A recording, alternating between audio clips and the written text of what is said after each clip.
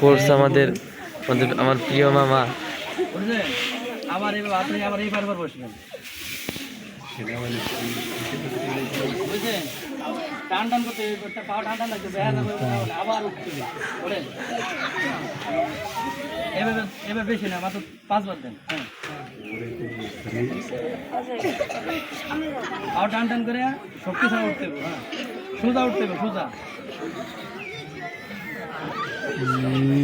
পুরো বসতে হইব, ডাইরেক্ট বসতে হইব।